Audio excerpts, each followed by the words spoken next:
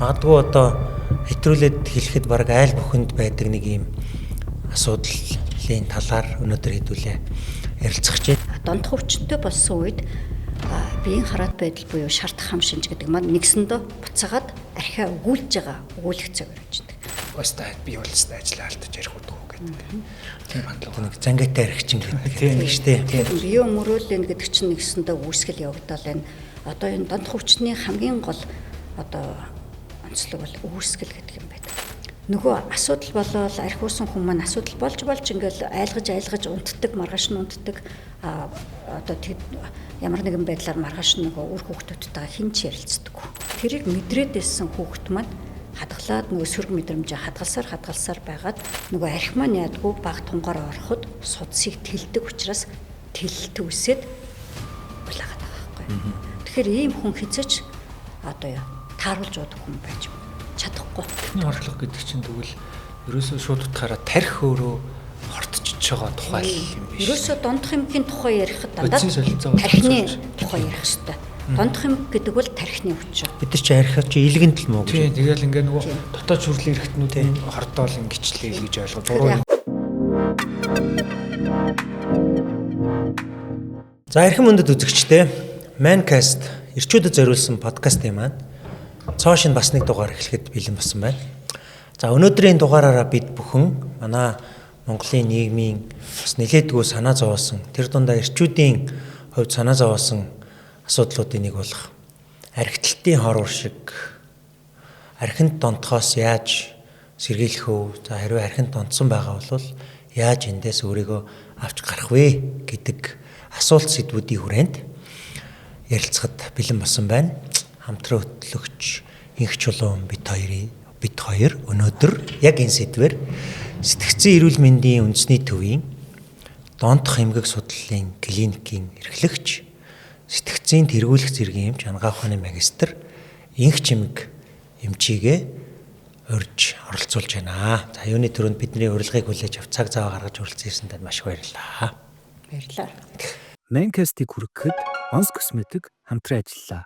Гоо сайхны тэргүүлэх үндэсний үйлдвэр Mons Cosmetic. За ингээд хүн бүхний мэддэг хэрнээ хүн бүхний бас магадгүй одоо хэтрүүлээд хэлэхэд баг айл бүхэнд байдаг нэг юм асуудлын талаар өнөөдөр хэдүүлээ ярилцах гэж байна. Тэгээд мэдээж одоо арх ямар вэ гэдэг юм уу одоо юу гэдэг арх ухах ямар вэ гэдэг бол одоо ойлгомжтой асуудал хэдүүлээ илүү өнөөдөр бас яаж энээс одоо хол байх уу те яаж эндээс өөрийгөө болоод эргэн тойрны хайртай хүмүүс чинь ийм асуудалтай байгаа бол энийг яаж гаргаж авах вэ гэдэг энэ хэсэг рүү илүү төвлөрч ярина хаа гэж бодож байна. За эхлээд бол одоо ерөнхий асуултаас эхлэе гэж бодож байна юм чи. Ер нь манай Монгол улсын хувьд одоо 1990 оноос хойш гэдэг юм сүүлийн 30 гаруй жилийн хугацаанд яг энэ архинд донтох энэ асуудал ер нь одоо ямархуу төвшөнд байгаа вэ? Ийм судалгаа байдаг бол энэ өсөж байгаа юу, буурж байгаа юу? Тэг хүн амын хувьд одоо насжилтын хувьд аль хэсэг нь илүү автж гин гэдэг юм. Ерөнхийн нэг нөхцөл байдлыг та Монгол улсынхыг бас болов олон улстай харьцуулаад хэлвэл ер нь ямархуу дүр зураг гарах бай. За бүгдэнд нь энэ өдрийн мэндийг хүргэе. За ерөнхийдөө нөгөө архитектийн хэрэглээ, архин донтох өвчнж гэдэг юм уу, архины хэрэглээ хэтрүүлэн хэрэглээ маань ямархуу байдалтай байна вэ гэдэг бол жилээс жилд өсөд байгаа. Тэгээд энийг судалсан хэд хэдэн судалгаанууд байдаг. Манай үндэсний доктор одоо профессор Ангаах ухааны одоо хүний гавьяат эмч Эрдэнэ яргээд хүн байгаа.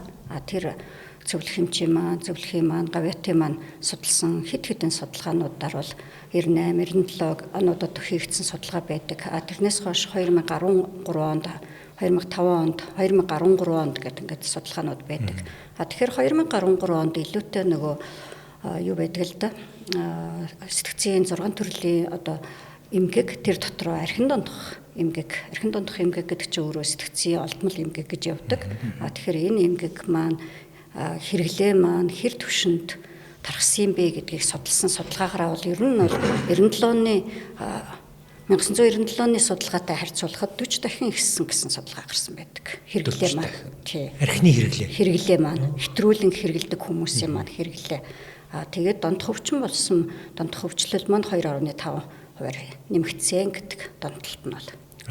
40 дахин гэдэг нөгөө арх хэтрүүлж хэрглэж байгаа хүмүүс 96 онд хэрглэж исэн хэмжээ нь 2013 онд 40 дахин нэмэгдсэн. Тэгэхээр нэг ч хүний хэрэгдээ тэр хэтрүүлж байгаа хэсэг бол маш их гүн орж байгаа. 10 хүний нэг нь хэтэрч хэргэлдэг байсан бол 2 хүний 3 хүний нэг тутман тийм ээ.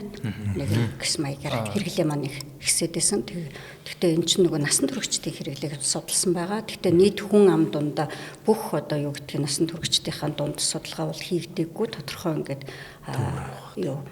одоо 9 дүүрэг хөдөө орон нутгийн зарим нэг орон нутгуудаас гээд 10,150 хүнд гэсэн судалгаа байдгийг. Тодруулж асуухад сая та ингэж штэ 13 оны судалгааг ярьчих уу? 23 оныхыг ярьчих уу? 13 гэхээр одоогоос ч баг 12 жилийн өмнө. Тэгэхээр нэлээд одоо бас судалгааны хувьд бол хуучин байж болохоор тэрнээс хойш хийгдээгүй гэсэн. Дахиад одоо энэ судалгаанууд бол дахиад хийгдээд явж байгаа. Дөнгөн гараагүй байгаа. Дахиад бүр одоо донт хөвчин архины хамаарлаас гадна бусад мансуурал гэдэг юм уу бусад онцлтын чиглэлээр одоо нийгмийн эрүүл мэндийн хүрээлэнгээс тийм ээ тодорхой судалгаанууд бол зайлшгүй шаардлагатай байна. Хийх шаардлагатай байна. Хийх шаардлагатай байна. Тэгэхээр бид нар ч одоо ер нь яг сүулт барих тодорхой тоогүй л 12 жилийн өмнөхөөс өөр тоогүй л явж гин гэж ойлгож болохоор шүү дээ. Энэ ер нь одоо нөгөө дэлхийн дундаж гэдэг юм бусад улс орнуудтай харьцуулж ингэж үздэг юу байх вэ? Ерөнхийдөө яг илүүтэй нөгөө Азийн орнууд ялангуяа одоо Аз төвийн хүмүүс тийм ээ энэ архийг задалдаг ферментийн идэвхжил муу идэг гэдэгтэй холбоотой Европ зүгийн хүмүүстэй харьцуулахад Аз төв дотроо манай монголчуудын хувьд бол илүү нөгөө илгэнд байдаг архийг задалдаг ферментийн дутмагчлаасаа илүү одоо хэд дахин илүү богино хугацаанд архины хэтрүүл хэрэглээ маань донт хөвчин рүү орж ийнэ гэсэн судалгаанууд байдаг. Өгөгдөл нь одоо өөр байна гэсэн утгатай. Өгөгдөл угаасаа цаанаас өөр байдаг. Арх баг өгөгдөлтэй хүмүүс юм шүү дээ. Ер нь бол одоо нөгөө архийг уух шалтгаан шилдэг архин донт хөвчин үүсэх гэдэг юм уу хэтрүүлийн хэрэглэх маш олон шалтгаанууд байгаа шүү дээ. Тэгтэл одоо биологийн шалтгаан гэдэг хувь хүнээс шалтгаалсан өөрийнх нь биологийн хүчин зүйл гэдэг маань одоо насанд хүрсэн хүний эрүүл илэгний нэг цагт одоо архины төрлийн согтруулах төрлийн ундаг тийм ээ энэ бодисыг задлах чадвар одоо нэг цагт хэдэн байх вэ гэдэг тун хэмжээ байдаг. Энэ тун хэмжээг бол ерөнхийдөө анхандаа бол стандарт гэж ярьдаг байсан. Дэлхийн нийтэд ДМБ-с гаргасан ойлголтоор бол стандарт уулт, стандарт хэрэглээ гэдэг. Одоо гадны орндоо бол ер нь манай Монголоос бусад гадны орнуудад одоо хэдэн стандарт хэрэглээ, хэдэн шот хэрэглээ вэ гэж асуудаг бол манай Монголын хувьд бол стандарт гэдэг утгаар нь ойлгодоггүй. Стандарт гэдэг утгаар нь бид нэг хэсэг ярьдаг байсан. Ярихаараа стандарт гэдэг чинь бас нөгөө яадгийн цаанаасаа байх ёстой зөвшөөрөгдсөн хэмжээ гэдэг буруу ойлголтыг давхар агуулад хүмүүс маань одоо зарим нэг маань мэдсээр ээжж буруугаар ашигладаг гэдэг юм уу мэдхгүй бол масаа стандартаараа хэрэгжилж байна гэд хэрэгэлдэг ч юм уу ийм буруу ойлголтууд гараад байдаг. Тэгэхээр стандарт гэж ярихаас илүү нөгөө сүүлийн үед бид нар одоо аливаа газар энэ тэнд мэдээллийг өгтөөж гэдэг юм уу сургууль одоо ихтэйд сургуулийн оюутнуудад тийм ээ сурагчдад гэдэг юм уу нийт хүн амдаа бусад байгууллагуудын хүн амдаач гэдэг юм уу иргэдтэй ингээд мэдээлэл өгөөд лекц өгөөд явж байхдаа дандаа энэ стандарт гэдэг утгаар нь биш эрүүл насанд хүрсэн хүний илэгний нэг цагт хоргоожүүлэх чадвар гэдэг утгаар нь тайлбарлаж ярьдаг болсон байна. Заавал тодруулж хэлэх шаардлагатай юм шиг санагдаж байгаа байхгүй. Одоо ингэдэж шүү дээ тий. Одоо зөвтгөх шалтгаан гэх юм уу. Европод бол пивч одоо цай шүү дээ. Өдрийн цайны цагаараа ууж ил байдаг. Тэгээ эн чин хэвийн. Орой унтахтаа нэг шот виски бол хэвийн гэд ингээд ялангуяа ирчүүд бол энийг нэг зөвтгөж ярих хандлагатай байдаг шүү дээ тий. Тэгэхээр ер нь бол бидний бие бол тийм биш юм байна. Тэгээ би энийг ер нь заавал тодруулж хэлэх шаардлагатай байна. Тэгэхээр энийг нөгөө тодруулж ойлгохын тулд одоо стандарт гэх тэр одоо хоргожуулах чадвар гэдэг хэмжээгээ хэлэхийн хэмжээгээ мэдчих авах хэрэгтэй. Зарим хүмүүс одоо яг өөрөө чи илтгэр би арх уудаггүй шүү дээ. Пив л уудаг. Пив чин зөөлөн пив чин тэгж мас уруулахгүй донтуулахгүй гэдэг. Эмэгтэйчүүдийн хувьд бол одоо вино уудаг ч гэдэг юм уу тийм ээ дарс уудаг. Дарс дотор одоо улаа дарс нь илүү одоо тиймч нөлөөтэй, эмч нөлөөтэй гэл нэг сайн тал дуртаад байдаг. Гэтэл эн чинь нөгөө янз янзын төрлөөрөө гарч байгаа ч гэсэн дотор нь агуулгадж байгаа найрлага хэмжээ нь одоо цэвэр спиртийн байдлаар хідвэ гэдгээсээ ялгаадаг. Жишээлбэл одоо яг энэ илэг маань ямар ч өвчлөлөөр өвдөггүй ив эрүүл илэг шүү дээ. Тэгээд насанд хүрсэн хүний илэг бол нэг цагт одоо 10 г цэвэр этилийн спиртийг задлах чадвартай гэж байгаа. Тэгэхээр нөгөө 10 г этилийн спирт маань одоо худалдаанд байгаа 38-аас 40 градусын архинд гэдэг юм уу 45 градусын архинд хэрэг хэмжээтэй байх вэ гэхээр ерөөсөө 30 г архинд 10 г спирт нөгөө этилийн спирт ч байгаа. А гэтэл зарим хүмүүс нөгөө түрүүний ярьдгаар тийм ээ пив уудаг, би архи уудаггүй гэд. Гэтэл пивээр бодоход бол 330 мл пивэнд 10 г этилийн спирт байна л гэж үзнэ. Нэг юм жижиг 33 пивэнд. Тий. Одоо лаацтай чинь ихэнхдээ 0.33-аар яг сүүлийн үед савлагдаад байгаа ихэнхдээ л 250-тай тийм ээ 0.5-тайч гэдэг юм ингээл байгаад байгаа шүү дээ. Гэтэл 250 0.30 тийм. Тэгэхэд зарим хүмүүс одоо ялангуяа эмэгтэйчүүдийн хувьд нөгөө дарсаараа бодохоор одоо 60 г 100 г гэж үздэг. 100 г дарс уугаалаа бол 30 г архи ууж байгаа. Та яг ижлэг үйлчлэгтэй. Архи уудаггүй гэж хэлж болно. Гэтэл 100 г архи ууж байгаа гэн цаад яг архиараа бодох юм бол 30 г архи ууж байгаатай яг ижлэгэн үйлчлэгээ үзүүлнэ л гэсэн үг. Тэгээд тий дарсан дотор ликор гэж ярьдаг тийм ээ жимсний тэр нь болохоор 60 г гэж үздэг. Энэ бол яг дэлхийн ДМБ-с дэлхийн эрүүл мэндийн байгууллагаас гэсэн үг шүү дээ тийм ээ гаргасан тоо хэмжээ бол байдаг. Тэгтэл манай одоо улс орны хувьд нэг тодорхой бас нэг согтуурлах ундаанууд байна шүү дээ. Манай Монголын хувьд ч нөгөө айраг байна тийм ээ нэрмэл архи байна. Гэтэл нэрмэл архиар ингээд тооцоолж үзэхэд манай нэг мэрэгмэндийн хүрээлэнгээс гаргасан байдаг 66 мл 66 г гэсэн үг тийм ээ. Нэрмэл архи бол цагаан архи, шимээ архи гэж яддаг цагаан архи биш, шимээ архи. Энэ маань бол одоо 30 г цагаан архитай тэнцүү гэсэн үг. За тэгтэл зарим хүмүүс маань бас огт архины төрлийн юм хэрэгэлдэггүй мөртлөө айраг уудаг хүн байж болно. Тийм ээ? Айраг авдаг. Айраг сайн гэдэг. Гэтэл намрын айраг ялангуяа ямар болох вэ гэдэг. Тэгэхээр айраг бол ерөөсөө 500-600 г айраг чинь 30 г архитай цагаан архитай тэнцнээ л гэж үздэг. Тэгэхээр ингээд ялгаатай тоонууд байгаа хэмжээ байгаа боловч дотор нь агуулгадж байгаа цэвэр этилийн спирт энэ бүхэнд чинь 10 г байна гэдэг. Тэгэхээр энэ 10 г архи маань илхэнд ингээд нэг цагийн хугацаанд хоргуужээд юу гэдгийг задраад үлээ ингээд задарч маш их уралд орж явсараад биес гардаг хугацаа дор хаяж 14 цаг гэж үздэг. Тэгэхээр одоо ингээд бодохоор нэг удаагийн хэрэглэн дээр хэд байж болох вэ гэл. Нэг удаагийн ямар нэгэн баяр ёслол тэмдэглэлж гэдэг юм уу ямар нэгэн шаардлагаар ингээд архины төрлийн юм хэрэглэх боллоо гэхэд эрэгтэй хүн одоо зөвхөн архин дээр нь ярьж үзье тийм ээ цагаан архин дээр 30 г гэж бодоход тийм ээ 3 удаагийн тунгаас хэтрэх ёсгүй байхгүй эрэгтэй хүн. За эмэгтэй бол 2 удаагийн тунгаас хэтрэхгүй байна. Тэгтэл одоо ямар нэгэн шилдэг гараад уухад бид нар өөрсдөө ямар нэгэн байдлаар одоо архи дарс огт хэрэгэлдэггүй хүн биш хаяа нэг хэрэгэлдэг бол бас энэ хэрэглээ маань ямар нэгэн шилтгаанаар уухад 30 г 60 г архи ууж ийн үү 100 г хүрэхгүй архи ууж чадж байгаа юугүй юу зогсож байгаа юугүй юу гэдэг чинь хэрэглээ ямар байна вэ? Хэтрүүлэх хэрэглээ юугүй юу гэдэг рүү гараад явчихж байгаа. Та түрүү энэ чинь ярианыхаа эхэнд нэг 6 төрлийн донтох эмгэг байна гэд.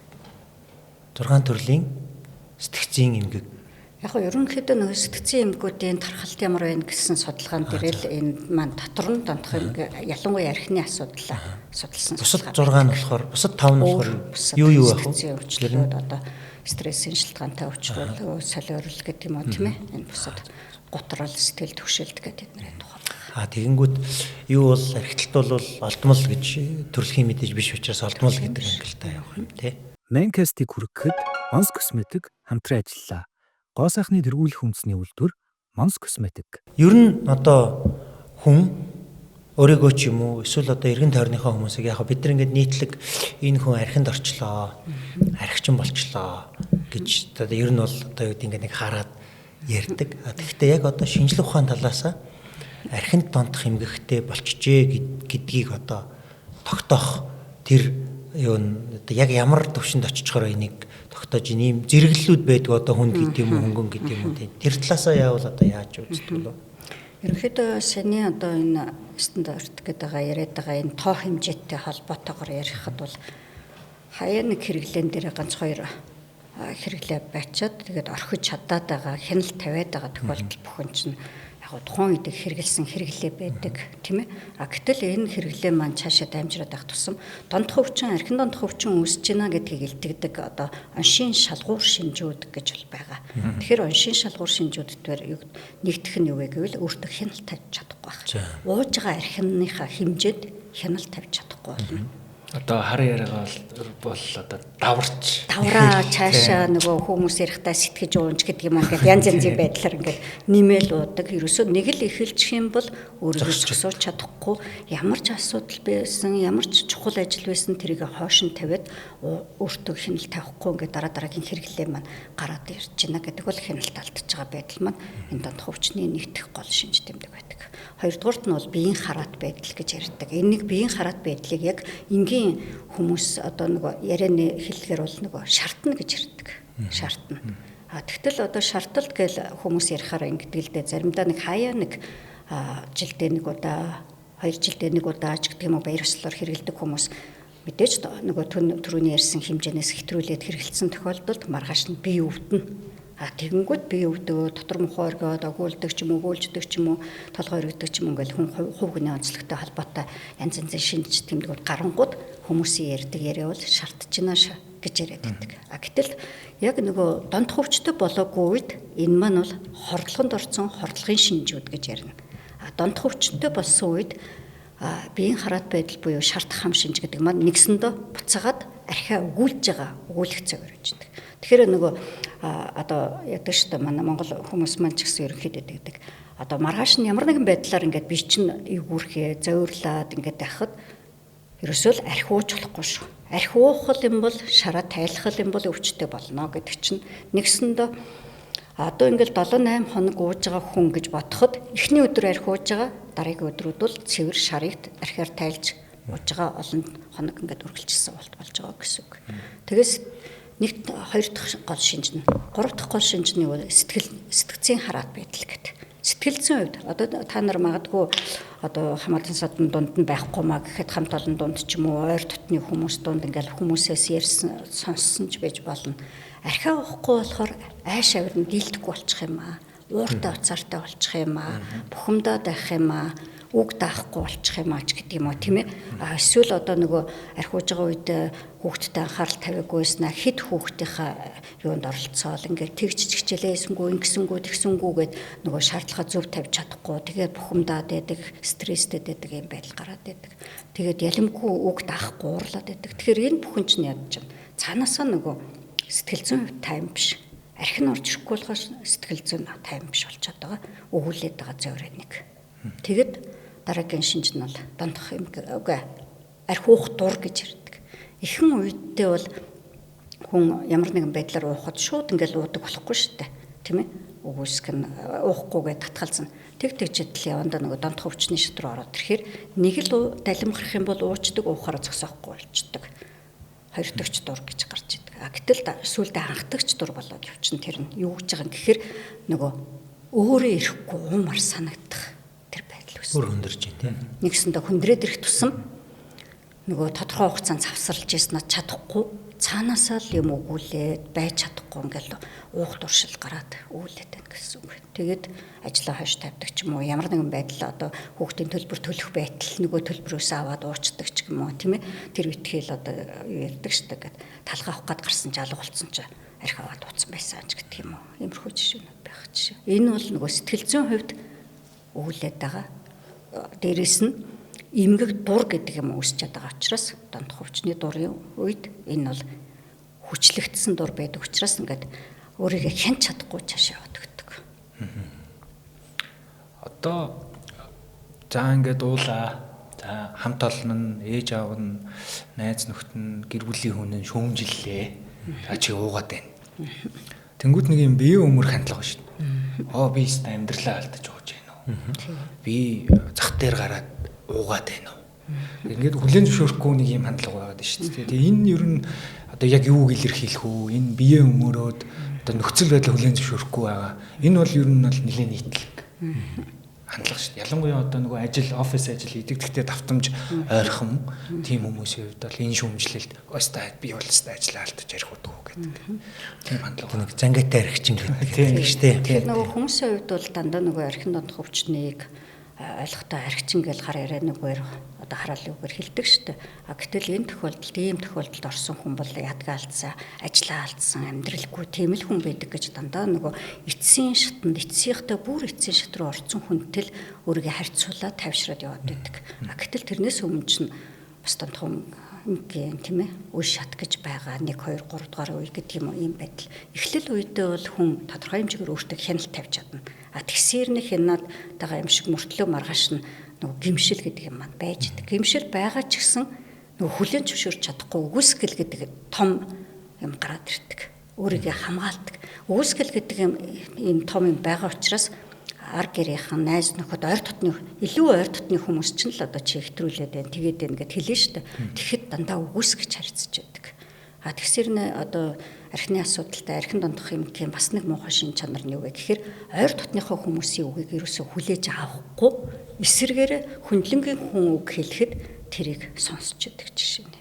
Тийм байж идэг. Тэгэхээр энэ бол бас нөгөө нэг одоо юу гэдгийг маш богинохон олон хүмүүсийн дунд ерөөсөө нэг 4 асуулгатай тестээр хэтрүүлэн хэрэгжилж гин үү хамааралтай болж гин үү гэдгийг илэрхийлэхэд ордог асуултуудын нэг байхгүй. Энэ сайн асуулт бол. Онлайн төвшөнд судалгаа авах хэрэгтэй. Бусад 3 асуулт. Одоо ер нь одоо ингээд одоо ингэж байгаа байхгүй юу? Бидний одоо юу гэдгийг хүмүүсийн маань хэрэглээ аль төвшөнд байна? Ямар байдалтай болцсон байна? Асуудалтай болж гин үгүй юу? Энэ асуудлууд дагаад одоо хувь хүн гэдэг чинь ганц өөр амьд гэр байхгүй тийм ээ нийгэмд гэр бүлтэй байгаа гэр бүлд байгаа үр хүүхдэд яаж нөлөөлж байна гэр бүлийн өвчнийг үүсгэж байна уу санхүүгийн байдал ямар байна хууль эрх зүйн хувьд ямар асуудлууд толгомдож байна гэл энэ бүгдээ чинь илрүүлдэг онцлогооны нотлогдсон сорилууд байдаг. Тэднэр дотор хамгийн гол одоо 4 асуулгатай хамгийн энгийн асуулгын нэг жишээ бол саяны энэ жишээ асуулга байж байгаа. Ингээд хэлэхэд бухимддаг, ууралдаг, өөрийгөө өмгөлдөг. За тэгтэл дараагийн нэг асуулт нь юу вэ гэхээр нөгөө маргааш нь тасарлаа гэж ирдэг шүү дээ хүмүүс. Би тасарсан байна гэл. Магадгүй зарим нэг маань уусны дараа нэлээ ингээд их уудсан учраас бас ингээд гүдэл илэрсэн байж болно. Гэтэл тасралт гэдэг ойлголт ялангуяа энэ архины хэрэглээний үед дондох өвчтний үед илэрж байгаа гүдэл гэдэг маань онцлог нь юу вэ гэхээр хүн харахад гаднаас нь харахад өөр ингэсэн ухаантай байна. Энэ өөрийгөө ямар ч хэсэг аваад явах чадвартай хүн байна гэж харагддаг. Тэгсэрнэд цаана байхгүй кадр тасарсан байх жишээ нэ тийм ээ. Энэ илэрдэггүй гэсэн асуулт байж байгаа нэг.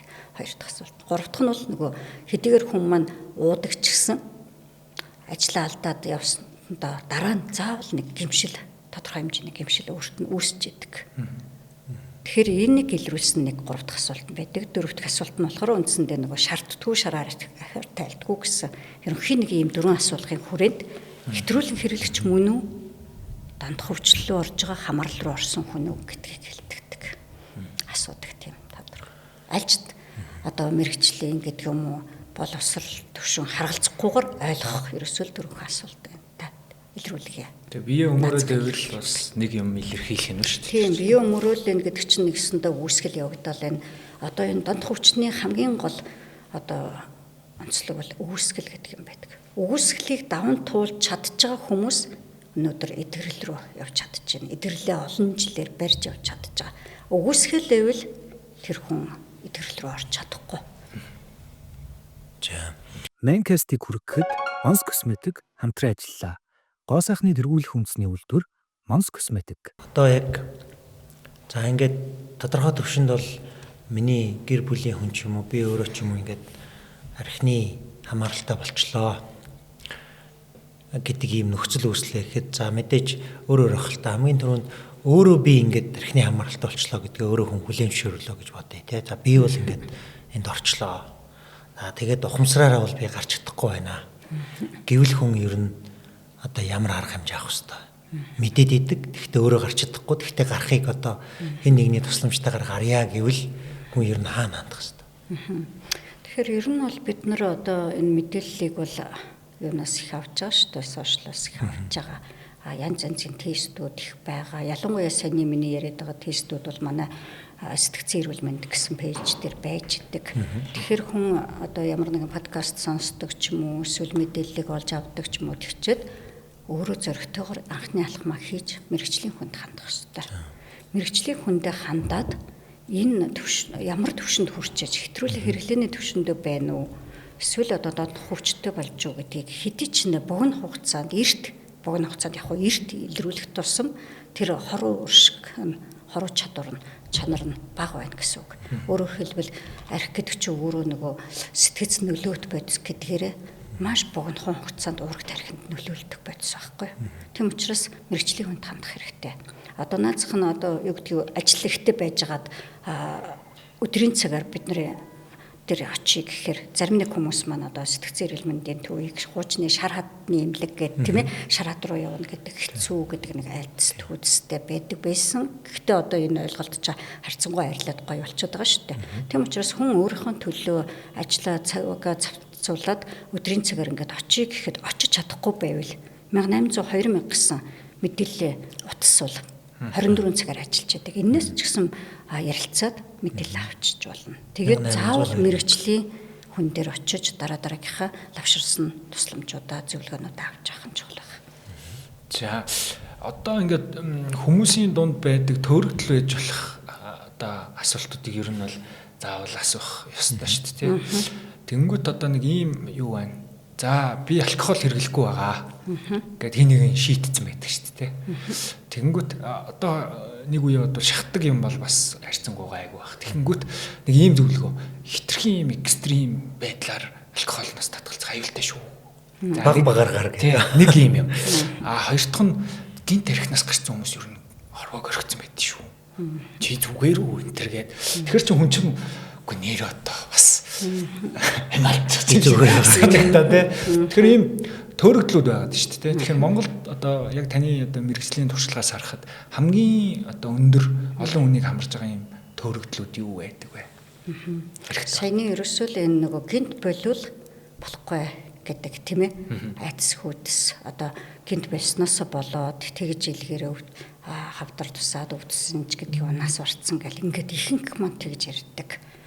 Архинаас гинт гарч болохгүй гэдэг ойлголт байгаад байдаг. Тэгэхээр яг хөө ойр хүрээлэлт нь юм уу, найз нөхдийнх нь хүрээлэлт юм уу, нөгөө сонссон, харсан, нас орсон хүн нь хитрхи хожуу тэртээ төрөнгөө өвчнийхөө чамаар дотор эрхтнүүд маань бүх хэвд эрхтэн маань гимтээд тийм ээ. Өвчнийхөө чамаар тэр хүн тавилан байхгүй шатанда тэр хүн маань шийдвэрийг гаргацсан байдаг. Хитрхи ороо гаргацсантай холбоотой байдаг.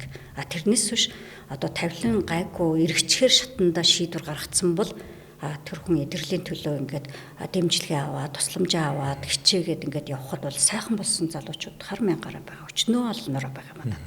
Тийм ээ. Гэтэл нөгөө гарсан мөртлөө эмчилгээнд орсон мөртлөө ингээд шийдвэрээ гаргаад 1-2 сар 3 сар явж байгаад нас орсон тохиолдлууд зөндөл байгальтай амьдрал дээр энэ бүхэн мань яадаг гэхээр нөгөө л тавилан хэдцээ тэр хүн архиа ууж исэн ч уугаагүйсэн ч өвчний жамаараа эцсийн шат руу орцсон төвшөндөө одоо шийдвэрээ дэндүү ороо гаргасан талбартай байж. Тавилан гэж хэлээд байгаа нь бол мэрэгжлийн хэллэг юм ба шүү дээ. Мэрэгч нөгөө өвчний тавилан гэдэг чинь сайн муу гэдэг.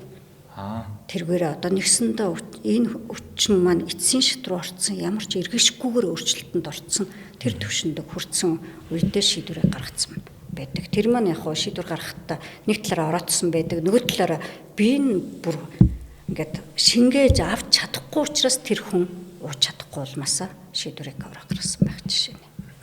Та эмчээ сая одоо нөгөө нэг эмчилгээ хийх тухай ярьж байна. Ер нь одоо эмчилгээ нь ер нь ямар одоо аргууд юунаас ер нь бүрддэг юм. Одоо монголчууд энэ бас нэг нийтлэгийн юмуд байдаг штэ.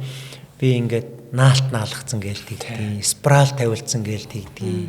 Архинаас гаргадаг бөө. Тий, архинаас гаргадаг гэж нэг тийм орс юм, хятад юм гээл те нэг бөө хүн дээр очиод мочоод гэдэг ингээд нэг тийм баг юм зан үйлийн шинж. Тэр чинь нэгэн тал одоо юм асуудал байгаа учраас тэрний юм шийдэл нөгөө талд нь санал болгоход байна. Яг мэрэгжлийн эмчилгээ гэдэгт нь ер нь юу багтдаг юм. Тийм. Тэгэхээр ерөнхийдөө нөгөө донтох эмгэг ялангуяа архины шилтгаантай донтох эмгэг гэдэг чинь өөрөө химийн бодисын шилтгаантай хордлого явагдаж байгаа гэдгээрээ тийм ээ. эхлээд нэгдүгээр хордлого тайлах эмчилгээ гэж бол заашгүй байна. Хордлого тайлах эмчилгээ нь одоо амбулаторийн нөхцөлтэй гадуур хийх юм уу, гэрээр хийх юм уу, эмнэлгийн нөхцөл заавал хийх шаардлагатай юм уу гэд энэ маань тухайн хувь хүний хордлогын зэрэгээс шалтгаалж идэг. Тийм ээ. Тэгээд хордлогын манай одоо 7 хоног байх юм 10 хоног байх юм уу гэдэг энэ бас нөгөө тухайн хүний хэрэглээний олон жилийн хэрэглээ хордлогын зэрэг гэх мэтчлээ энэ бүхнээсээ шалтгаалж өөр bijдэг. Тэгэхээр хордлого тайсны дараа бол заавал нөгөө нөхөн сэргээх одоо сэтгэл зүйн боловсрол олгох, танин мэдхүйн боловсрол олгох, зөв хэвшил, дадал хэвшилд суралцуулах, буруу ойлголтыг зөвшөөрүүл. Одоо жишээлбэл одоо Миннесота загвар эмчилгээ гэж байдаг байхгүй юу? Энэ Миннесота загвар эмчилгээ гэдэг маань танин мэдхүйн боловсрол олгох эмчилгээ байдаг. Энэ эмчилгээ маань өөрөө нөгөө 12 одоо алхмаар хэрэгжиж явдаг. Жишээлбэл би хамгийн анх ягаад ирв энэ дэр гэх мэтлэн. Тэгээд энэ эмчилгээнд маань нэгсэндээ одоо эмчлүүлэхэд ирсэн үндэ эхлээд өөрийн ямар төвшөнд хүрсэн байна. Итгэрэл одоо юу гэдэг донтох өвчин болцлоо гэхэд уурах тархинд, илхэнд, зүрхэнд яаж нөлөөлж энэ бие махбодд маань нөлөөлөхөөс гадна миний амьдралд үр хүүхдэд маань ямар өвчлөлийг үүсгээд байна. Гэр бүлийн өвчин гэж юу гэдгийг одоо давхар ер нь бол энэ донтох өвчний үед бол зөвхөн архи гэхгүй бусад бүх донтолтын үед давхар хамаарал гэдэг өвчин үүсэж байдаг. Яг тэгвэл тэр бодисыг одоо архийг хэтрүүлж хэрглэж байгаа хүнтэйгээ 2-оос дээш жил амьдэрсэн тэр гэрт байгаа бүхэн өвчлж байдаг. Сэтгэл зүйн хувьд өвчлж байдаг. Дагаж хямарч байдаг. Дагаад нөгөө өөрийнхөө мэдрэмжийг яг нээлттэйгээр чөлөөтэй гаргаж чадахгүй. Инээгээд инээе гэхээр уурлаа гэхээр уурлж болохгүй. Уурлснаар нь далимдуулаад архи угаад явчих жишээ нэ тийм ээ. Иймэрхүү маягаар нөгөө танин мэдхүйн эмчилгээ маань энэ сургалт эмчилгээндээ явсан хүмүүс өөрийгөө өөрчилж чаддаг. Тэгэхээр нэг номерт танин мэдхүйн эмчилгээ сургалтаараа ер нь бол явснараа энэ хүн дараагийн алхмаа хэр удаа явах вэ гэдгийг ойлгож чаддаг. Тэгэхээр яг нь монголчуудын хувьд маш их алддаг алдаа юу вэ гэхээр одоо жишээлбэл би одоо сэтгцэн эрүүл мэндийн үндэсний төвийн донтох эмгийн клиникт ажилладаг тийм ээ. Манай клиникч одоо 33 ортой байхгүй юу. Тэгэхээр энд ингээд 7-8 хоног за 14 хоногч гэдэг юм уу хувь хүнийхээ байдлаас хордлогоосоо болоод ингээд иймэрхүү хугацаанд эмчилэгдлээ гэхэд манай монголчуудын хувьд одоо гоё болцсон уу гэдгийг бид нараас баталгаа шаарддаг. Одоо уухгүй үстэй. Уухгүй үстэй. Одоо ингээл сайхан болцсон. Одоо ингээл идэрчихүү гэд. Тэгтэл энэ 10 хоног 7 хоногийн эмчилгээ чинь зүгээр эхлэл эмчилгээ зүгээр хордлого тайлж байгаа эхлэл байхгүй юу. Энэний суурин дээр хордлогогүй болсон суурин дээр хүн яах вэ гэхээр нөгөө танин мэдхүү сургалт эмчилгээнүүдээ мэдрэмжээ тайлах энэ юунуудаа хөтөлбөртэй хамрагдаад ахаар маш олон юмыг мэдж авна, ойлгож авна. Тэгээд илүүтэй нөгөө хувьчилсан байдлаар явахаас илүү дандаа бүлгийн гэдэг одоо нэг багтаал 10 хүнтэй 15 хүнтэй нэг бүлэг болгоод анги болгоод энэ хөтөлбөрийг хэрэгжүүлж байдаг. Тэгснээрээ яг уу гэхээр нэг хүний яриан дээрээс өөрийгөө олж харж байдаг. Бусдынхаа яриан дээрээс өөрийгөө олж харна. Өөрийгөө олж хараад тухайн үедээ огт боддггүй байсан хүнээ нөгөө хүнийхээ жишээн дээрээс нэрээ надад ийм байдал үүсчихсэн. Би ч ийм төвшөнд хүрчээ гэд ойлгодог. Одоо хэдэн жилийн өмнө манад нэг эмчлүүлэгч хэвтгэхдээ тэгжсэн л да. Манай найзууд бүгдээр ингээд нийлээд уухаараа бид нар нийлээд уухаар манай найзууд маргааш нь хизээч ажиллаа алддаггүй. Бүгд ажиллаа аваад хийгээд яваад идэг. Би л ганцаараа ажиллаа алдаад үргэлжлүүлээд уугаад явчихдаг. Тэгэхээр миний гол зорилго бол ажиллаа алдахгүй тааруулж ууж сурах гэж ирсэн юм а гэж тэгж байгаа. Тэгээд за ямар ч хэсэг хөтөлбөртэй хамрагдъя. Энэ сургалтандаа хамрагдъя. Тухайн үед 14 хоног хөвтдөг байсан байхгүй 14 хоногийн хичээл хөтөлбөртэй хамрагдъя гэд. Тэгээд хамрагдаад энэ хичээл онцлог тэр тархинд яаж нөлөөлөл үүсдэг, ягаад нэг ухаараа цаашаа ахаад идэх гэдэг мэдээллүүдээ нэгсэндээ боловсрал тийм ээ сэтгцэн эрүүл мэндийн боловсрал авчиж байгаа шүү дээ. Энэ боловсрал мэдээлэл авцсны дараа тэр хүн маань тухайн үедээ өөрчлөгдөж чадсан. Өөрөө иргэд буцаагаад хэлсэн. Гарахаасаа өмнө манай найзууд дондох эмэгтэй болоогүй юм байна. Хэтрүүлэн хэрэглэгчт юм байна. Би дондох өвчтэй болцсон юм байна. Үе шатаа ингэж ойлгосон. Тийм учраас тэр хүн маань яасан? Дондох өвчтэй болцсон бол тэр хүн дараа нь хизээч тааруулна гэсэн ойлголт байхгүй гэдэг. Тэр бүр гарах юм байна. Гарах ёстой юм. Ерөөсөө огт хэрэглэхгүй болох ёстой. Тэгээд тэрийг алсуурдаа багаар гарна гэсэн үг биш. Хэдий ч нэ богино хугацаанд гарна, шууд хаяна. Хэдий ч нэ нөгөө илгээж нь одоо лантуудж байгаа юм шиг тэр их зовир шаналгааг үүсэхгүй, хорлого бийд орохгүй, богино хугацаанд шаардлагын зовир илэрсэн ч тэрийг нөгөө хорлого тайлсан эмчилгээ хийчихэр эргээд архи ухтуур маань арилна. Гэхдээ нөгөө эмгэгдүр сэтгцийн хараат байдал гэдгээр удаан үргэлжлэх учраас энэнийг яах вэ? Нөгөө боловсролын бүлэгтээ яваад өөртөө туслах бүлэг гэж ирдэг. Одоо гадуур бол манайхан монголчууд бол цуглаан гэж ярьдаг шүү дээ. Митинг гэдэг дэлхийн нийтэд бол ярьдаг байхгүй юу? Митинг гэдэг. Тэгэхээр энэ дэлхийн нийтэд ч гэсэн митинг гэдгээр дэлхийн нийт бол ойлгодог. Манай монголчууд одоо юу гэсэн үг вэ? алхахуул аноним гэдэг нэр хаяггүй архины асуудалтай хүмүүсийн цуглаан гэж ярьдаг. Тэгээ Монголд гэхээр нийт ч одоо архаг архичин гэсэн үг нэ. Манай монголчууд ч архаг архичин гэдэг юм уу тэгэл явдаг л да. Тэгэхээр энэ митинг буюу цуглаан гэдэг манай Монголд бол 1998 оны 11 сарын 28-нд үүссэн байгаа. Тэгээд одоо ингээд сая 18 онд ч 20 жилээ гэдэг. Одоо тэгэхээр ч одоо тэрнээс хойш 25 он гэхээр ч одоо хэдэн жилээ байна. 27 жил. Одоо болохгүй ингээл 30 жилээ байна. Тэгэхээр энэ бүхэнд биднэрт мэдэгдэхгүйгээр энэ ярианда цуглаанда яваад идэрсэн маш олон хүмүүс байгаа, хамт олон байгаа, гэр бүлүүд байгаа. Одоо жишээлбэл манай дээр болохоор өөртөө туслах бүлэг гэдэг нэрээр явдаг. Тэгэхээр энэ хөтөлбөрт маань хамрагдаад одоо ялангуяа ер нь бол Миннесота загвар эмчилгээ гэдэг юм уу энэ маань хотын төвд манай эмнэлэгчийн уг нь хотын төвд байсан шүү дээ. Улаанбаатар одоо UBH центр байна тийм ээ. Тэнд байсан юм уу те? Тэнд байсан шүү дээ. Тэнд ч нэг 2 давхар навсархаа байсан. Тэн дээр бол одоо амбулаторны сэтгцэн эрүүл мэндийн үндэсний төвийн амбулаторны тусдаа тэнд байхад манай энэ эмчилгээний хөтөлбөр сарын хугацаанд явагддаг байсан. Тэгээд тухайн үедээ нөгөө бүтэц зохион байгуулалт өөрчлөгдөөд 2006 онд нүгээд шараатны эмнэлэг рүүгээ очиод нийлцснээс хойш нэг хэсэг хүмүүсийн сэтгэл зүй нөгөө шараат руу яаж явах юм, шараат гэдэг чинь ингээд ичгүүр завирсаа болоод очтдгүй байжгаад 15 оноос үсээд буцаагаад нийгээд одоо ингээд энэ жил 10 дахь жилийн байгаа тэмдэглэх маягаар тэмдэглэх гээд ингээд байж байгаа. Тэгэхээр энэ маань яг уу гэхээр бид нар тэмдэглэл гэдэг маань дандаа архихгүйгээр шинжил архихгүй үйл ажиллагаанууд ингээд тэмдэглэснээр тэр хүн зуршил тогтоох гэдэг. Эдгэрлэлтийн улам бачуулж өгөх гэдэг.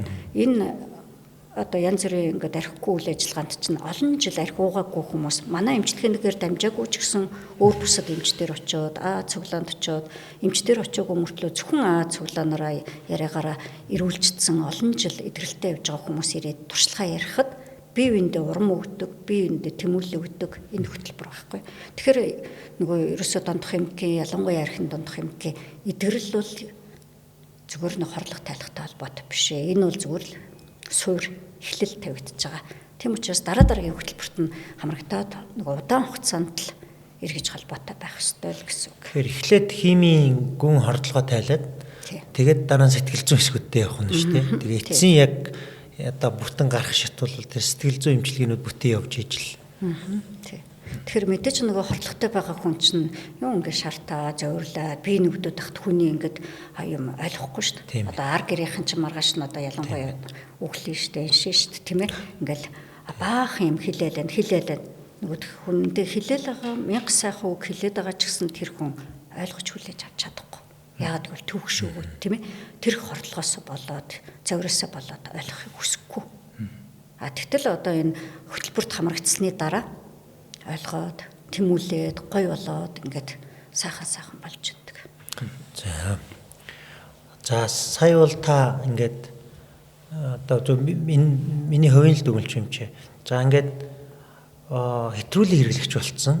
За эсвэл ингээд дондох өвчтөй болцсон. Тэгтээ одоо аль нэг эмнэлэгт очихгүйгээр өөрөө гарья гэвэл нэг одоо юу ах шиг байна те тэр хүн одоо өөртөө их сайн ажиллаад ч юм уу. За дараа нь өөрөө зөвшөөрөөд тэгээд би тэгтээ өөрөө гарч чадахгүй байна гэд одоо эмнэлэгт очивол эхлээд одоо хор тайлах эмчилгээ хийх нь тэгээд цаашгаа ингээ хөтөлбөрүүдтэй хамрагдаад явах юм бол гарч болох нь. За хамгийн хэцүү хэсэг. Өөрөө ерөөсөө энийг зөвшөөрөхгүй байгаа. За ерөөсөө хөдөлмөр эрхлэхээ бол болцсон. Тэ одоо ажил байдаг бол архиуж тэр ажлаа алдаж явсаар хахад ажилгүй болцсон. За гэр бүлдээ бол үндсэндээ одоо 100% проблем болцсон. Ингээд одоо гэрийнхнийх нь хүчээр гаргаж байгаа шийдвэрийн дагуу тэр хүний хүслээр биш өрнөл одоо үйл ажиллагаа ер нь яаж өрөндөгөө хаана авчид одоо ер нь хүчээр архинаас гаргадаг ийм ажиллагаа ер нь байх уу? Алтан Алдан эмчилгээ гэдэг чи одоо ер нь ямар төвшөнд яаж байна вэ? Тэгэхээр энэ эмчилгээ болгон заавал 100% өөрийн одоо юу гэдгийг хүснээр байх албагүй. Одоо жишээлбэл манад ингээл хэвтэж байгаа хүмүүс дунд чинь зарим хүмүүс бол альбан хүчээр хэвтэж байгаа. Одоо янз бүрийн нэмтэг асуудлуудад орсныхоо улмаас хэвтэхгүй л болохгүй гэдэг юм уу, гэр бүл нь салах гээд байгаа учраас хэвтдэг ч юм уу. Эсвэл магадгүй нөгөө олон хоног ууснасаа болоод нөгөө хордлого шаардлагын хүнд хэлбэр рүү ороод унал таталт өгөөд гэдэг юм уу, хий юм хараад сонсоод ялангуяа шаардлагын хамгийн хүнд хэлбэр чинь хий юм харах сонсох солиорл байхгүй. Тэгээд энэ солиорл гэдэг маань одоо чихэнд нь сонсогдож байна уу, нүдэнд нь харагдаж байна уу, биед нь мэдрэгдэж байна уу, 5 мэдрхүүрээ аль нь мэдрээд байна, ямар хуу агуулгатай байна, агуулгын хувьд айдас төрүүлээд байна уу гэдгээс шалтгаалж нөгөө тухайн хүн чинь нийгэмдээ бие авч явах байдалтай одоо зөв авч явж чадах уу, эсвэл өөртөө болоод бусдтай ингээд аюултай үйлдэл хийх үү гэсэн тийм байдлаасаа хүчээр манад ингээд эмчилгээнд хэвтэж байгаа тохиолдлууд байна. Ялангуяа манай эмнэлгийн одоо бусад тасгуудаар бол архины солиорл гэдэг маань өөрийгөө хин чадахгүй шүү дээ. Архины солиорлтой болсон хүн бол өөрийгөө хинаад гүгээд ирдэг хүн баг байхгүй. Заавал арга гэр нь хүчээр авчирна. Хүчээр авчираад хорлого тайлуулаад солиорлоос нь гаргаад эмчилгээ илгэсний дараа тодорхой хэмжээгээр мэдээж ингээд манад бас нөгөө эмчилгээний хөтөлбөр маань явагдана. Өдөр болгон 1-2 цагийн лекц ярилцлага бол явагддаг. Тэндээс ойлгоод дараагийн хөтөлбөр рүү ороод явдаг байхгүй. Тэгэхээр хүнд бол ингээд за энийг ойлгохтол нь орхиё гэж болохгүй. Шантрахгүй явах хэрэгтэй. Зарим нь бүр шантраад магадгүй ингээд зарим гэр бүлд чинь бүр ингээд шантарснаасаа болоод тэр хүнээ орхицсон ч гэр бүлүүд байна. Гэтэл зарим нь ингээд явж байгаа мөртлөө яг зөв газараа олж чадахгүй манайхны бас нэг алдаа юу вэ гэхээр архины юм уулгачвал зөвөр болчихно гэдэг ойлголтоор ПСС илүү дутуу одоо зарыг хардаг тийм ээ. Ийм л уулгачвал болно гэсэн байдлаар буруу хэрэглээнүүд айгүйх байж байгаа. Тэгэхээр архины эмнүүд одоо түрүүнж бас асууж ирсэн спираль тавилах гээл спираль юм гээл энэ эмийг бол дараа нь ярьдаг. Ялангуяа сургалтын хөтөлбөртэй хамрагдсны дараа өөрөөр нь шийдвэр гаргуулахад тэр эмийг бол сонгоход өөрөөр нь илүү шийдвэр гаргуулах хэрэгтэй байдаг. Тэрнээс биш наан ингээд хордлоготой байгаа үед зарим тохиолдолд хүчээр ирсэн болгон чинь одоо үр дүнгүй байдгүй юм биш. Үр дүн авдаг.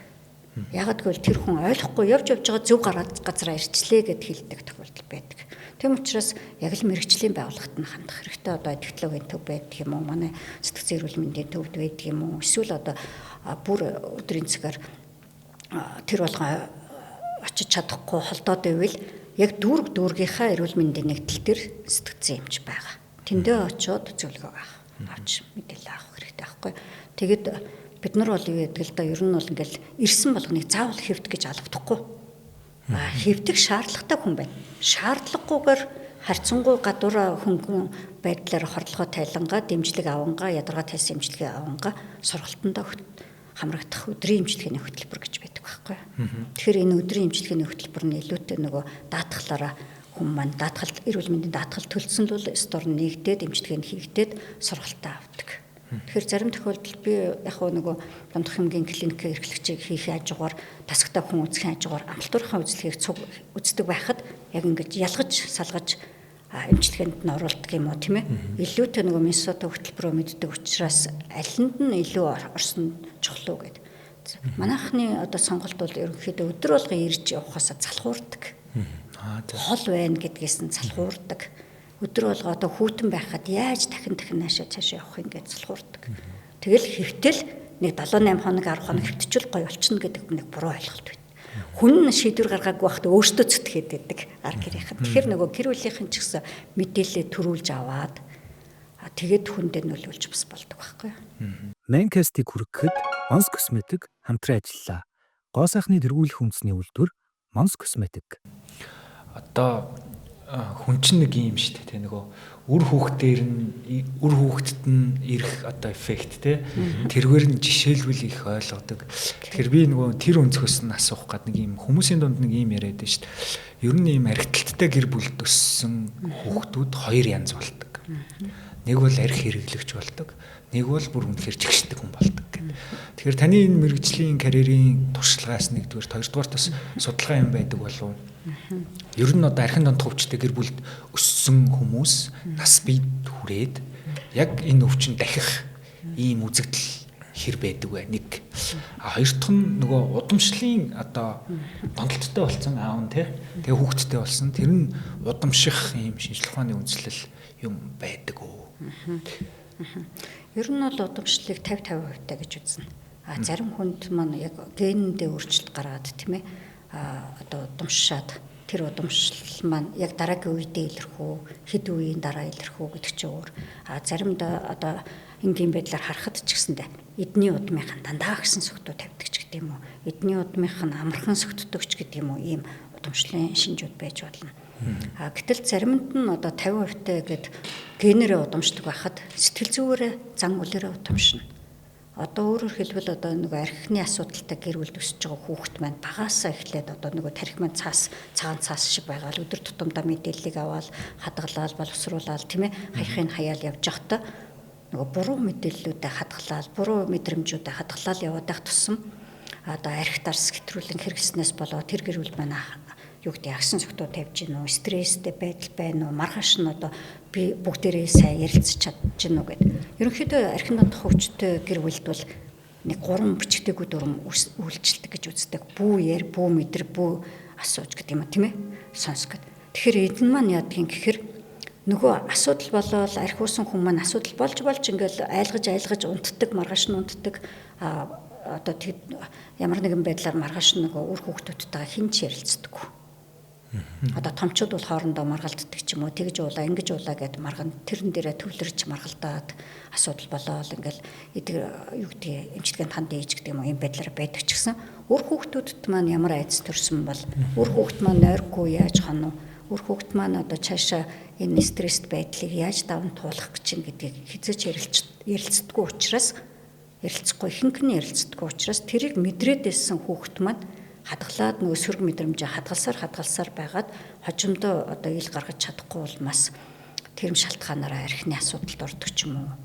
Эсвэл одоо нөгөө стресстэй хямралтай байгаа хүүхэд чинь нүдний гал дөл нь унтарсан байгаа учраас бусад одоо асуудалд өртөгч гэдэг юм уу тийм ээ хүүхдүүдэд дээрлэхүүлэгч гэдэг юм уу ийм дандаа сөрөг асуудлууд бий болждаг. Тэгэхээр энэ хүүхэд маань тэр гэр бүл төсөж байгаа хүүхэд чинь нөгөө мэдрэмжээ нээж чадаагүй дандаа юу сөрөг мэдрэмжийг ингээл хадгалсаар хагаад тэр сөрөг мэдрэмж нь бүгшаад одоо юу гэдгийг задраад нэг өдөр ингээд тесрээд гэнтийн өөрчлөлтүүдийг гаргаж магадгүй сэтгэл зүйн хувьд.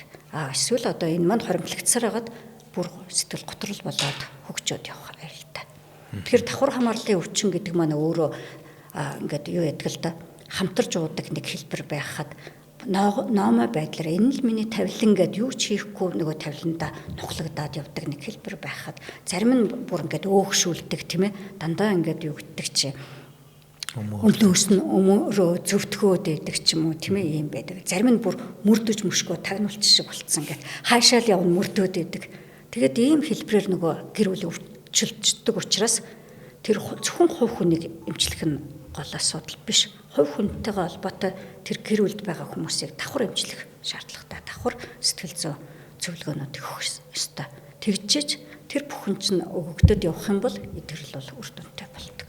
Одоо яг энэ юуны хувьд архин дондох яг эмгэг юуны хувьд ийм эмгэгтэй хүнтэй амьдарч байгаа гэр бүл те одоо ээж нь ч юм уу аав нь ч юм уу эсвэл эхнэр нь ч юм уу энэ гэр бүлийн бусад гишүүд ер нь одоо хэтрүүлийн хэрэгэлдэг хүнтэй амьдарч байвал юу анхаарах ёстой дондох эмгэгтэй хүнтэй одоо амьдарч байвал ер нь ямар байдлаар харьцаж ажиллах ёстой гэдэг тийм чиглэлийн зөвлөгөө юунууд одоо өгөөч гэвэл ер нь манай бас одоо подкастын сонсогч нарын нэлээдгүй хувьд нь бол тийм асуулт төрж байгаа хэл та өөрөө биш гэхэд одоо эргэн тойронд нь ер нь энэ чинь ингээл харахад яг нэг 5 гишүүнтэй айлт биш юм а гэхэд одоо нэг ихээс төрсөн ах トゥ тавлаа байлаа гэтэл тэр одоо нэг энэ ураг удам дотор л дор хаяж нэг хүн л одоо ер нь бол байж таа тэгэл ингээл амьдралаа алдсан юм. Эсвэл ер нь хэтрүүлчих гээд. Тэгэхээр ер нь эргэн тойрныхоо ийм хүнтэй ер нь яаж харьцуул яаж ажиллах зүгээр гэдэг вэ? Ерөнхийдөө яг нөгөө дондох эмгийг архин дондох юм гэхэд аль нь ч байсан. Дандаа нөгөө буруу юм хийгээд байгаа учраас өөрөө мэдсээрээ гад буруу юм хийгээд байгаа болохоор тийм ээ өөрөө өөртөө итгэлээ алдаад бусдад бусдын итгэлийг алдаад байдаг учраас өөрөө айгүйх ингээд доошоо өмж явдаг байхгүй. Тийм учраас нөгөө манайхны гол тактик нь бол дандаа яагаад уучуу гэж загнаад зандраад байдаг. Яагаад чи уухгүй чаддгүй. Тэрний хүн ингээд зогсоож чадчихт яагаад чи зогсоож чаддгүй ингээл тэгээд байдаг. Тэгэхээр илүүтэй нөгөө мэрэгжлийн хүн дээр өөрөө эхэлж төрүүлж ирээд мэдээллүүд авч болно. Үгүй л одоо зөвлөгөөгөө аваад тийм ээ энэ хүнтэйгээ гэр бүлийнхаа хүнтэй ярилцж хагаад эхний удаад мэрэгжлийн хүнээс зөвлөгөө авъя, тусламж авъя гэдээ дагуулад ирэх хэрэгтэй байдаг. Тэгэхээр нөгөө анхны мэдээллийг яаж өгснөөс хувь хүний өөрчлөлтүүд их байдаг.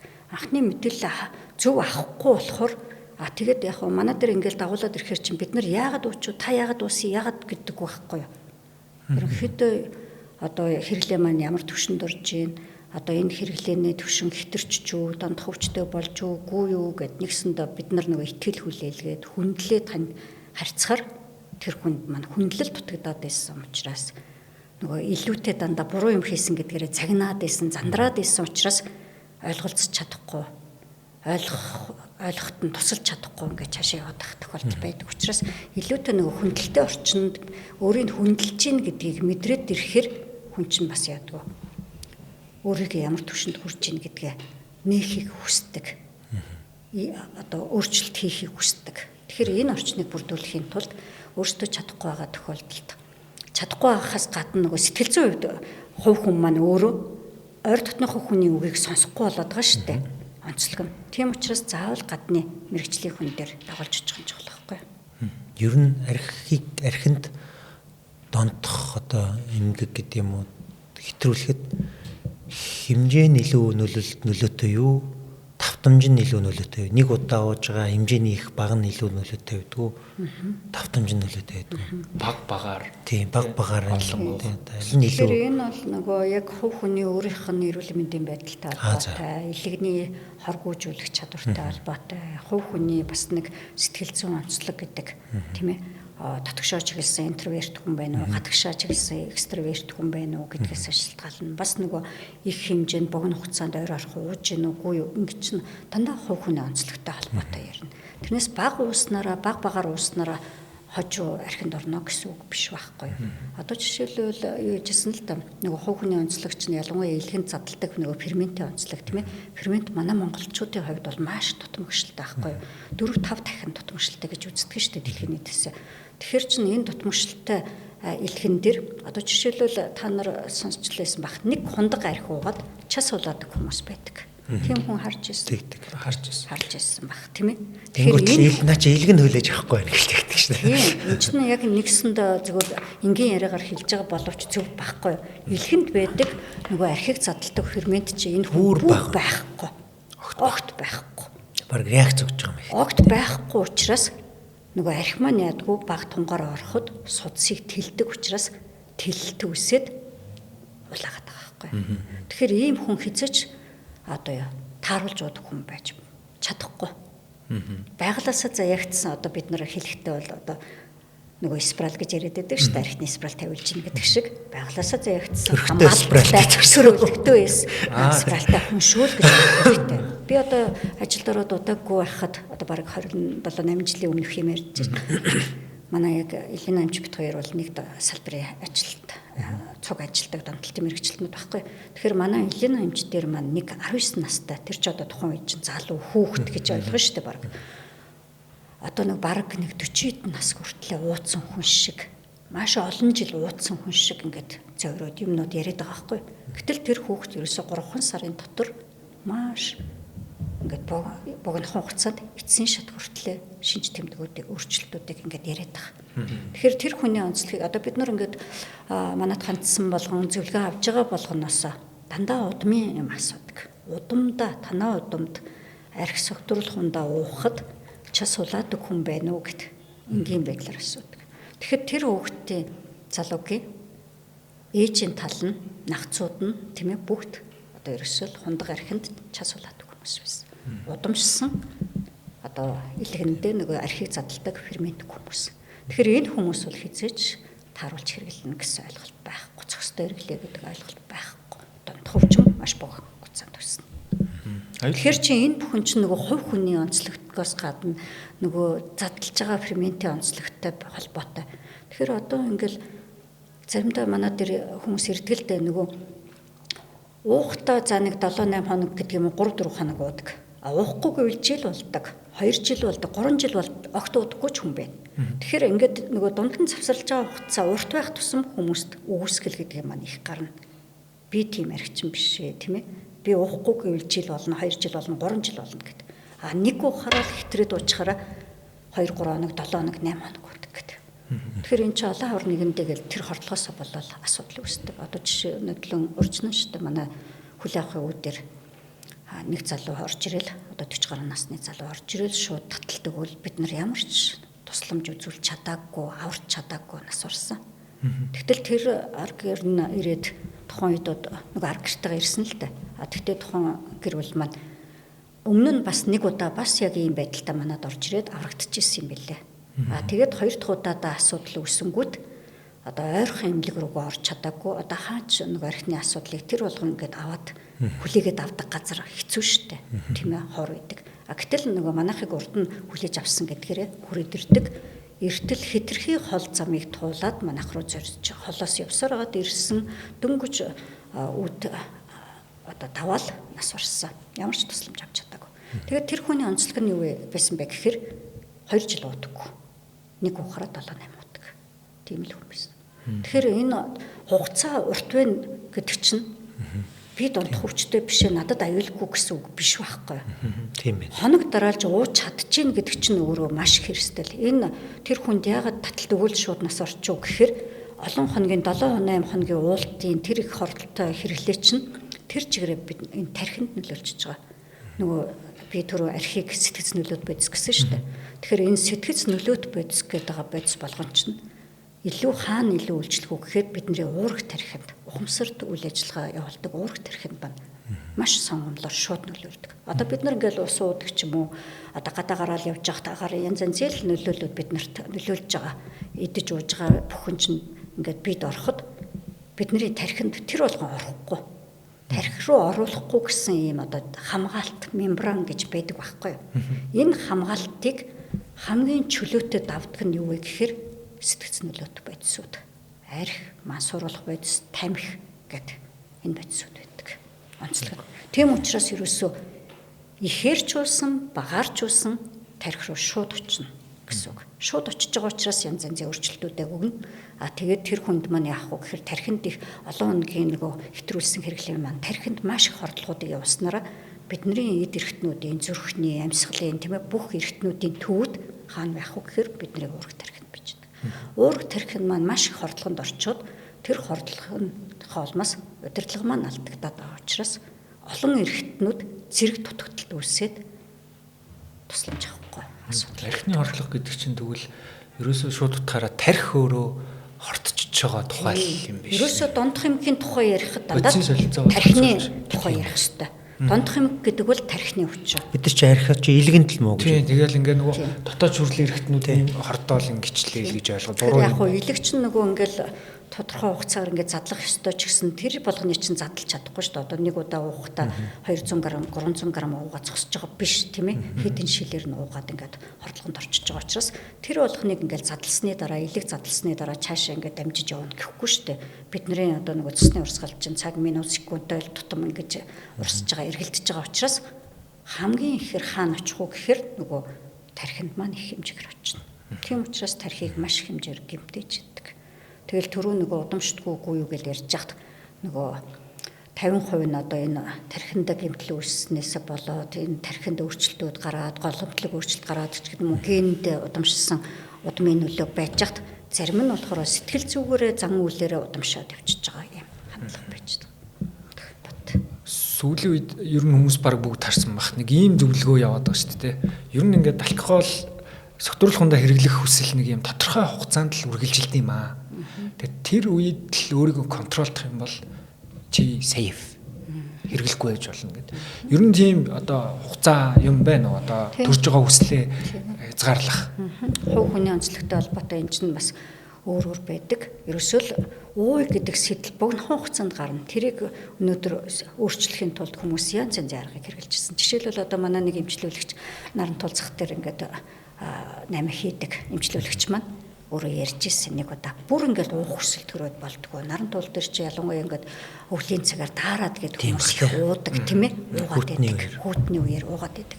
Тэгтэл тэр хүн маань ингээд эмчилгээнд орсны дараа ингээд хажууд нь хүн уугаад тахаар нөгөө сэтэлчээд уумар санагдаад дуршил хөдөлдөг штэ. Тэгэнгүүт тэр хүн маань ямар арга хэмжээ авсан гэсэн чинь нөгөө зарж байгаа бараан дээрээ тавьсан үнүүдээ өөрчилж эхэлсэн. Өөрчлөх бишээ. Тэр өөрчлөлт нэмээд байгаа биш. Наас нь наалтаа аваад дахиад бичээд наагаад гисэн. Тэгэнгүүт өөр юм руу дарангууд нөгөө их уух гэдсэн хүсэл маань дарагддаг.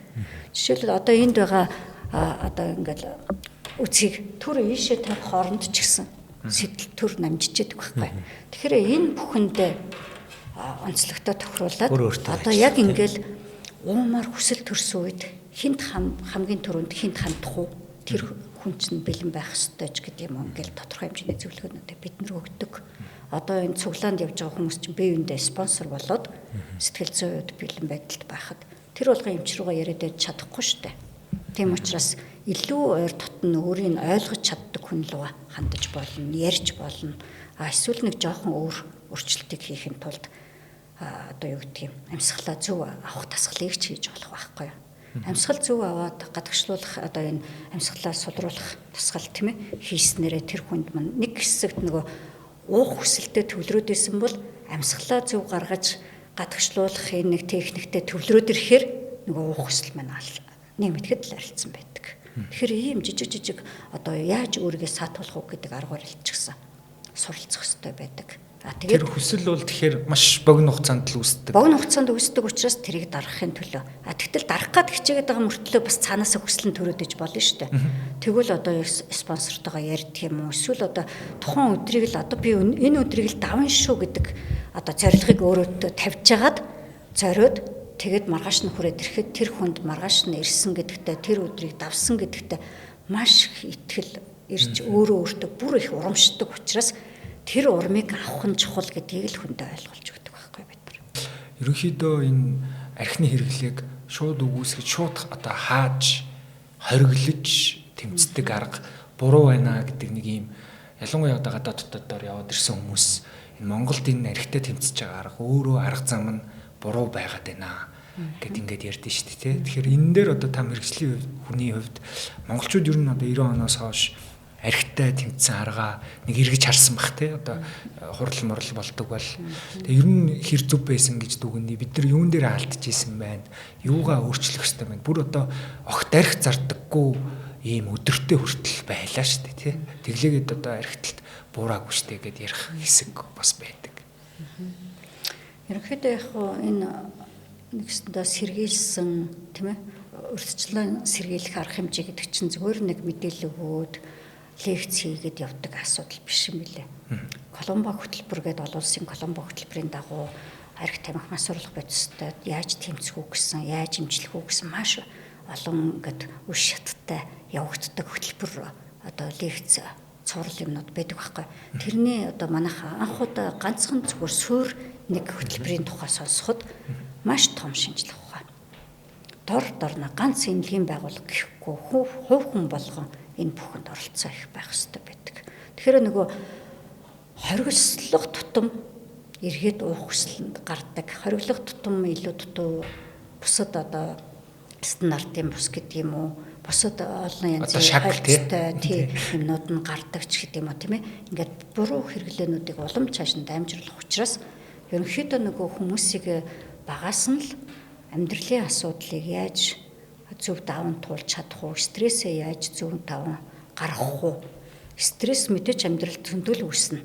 Энэ стрессийг өөртөө бөхшүүлж хадгалж өвчлөл болохгүй тулд яаж даван туулж сурах вэ гэдэг арга барилд багаас нь сургаад явчих юм бол эн чинь өөрөө аяндаа хүүхдүүд тийм ээ том болох тусам хэрэглэх үгүй юу гэдэг шийдэл чинь 80-д л гараад ирнэ. Одоо нэг үе бодвол залуучуудын дунд угаасаа тэг хэрэглээ зеро хэрэглээгээд бүр гоё болцсон байгаа шүү дээ, тийм ээ. Учиргүй ядаггүй. Янз янзын байгууллагууд тэр үтгэл ямар ч манад эмчилгээний чиглэлээр огт хандаагүй зарим нэг байгууллагууд хүртэл одоо архи дарсгүйгээр үйл ажиллагаануудаа зохион байгуулдаг байгууллагууд байдаг.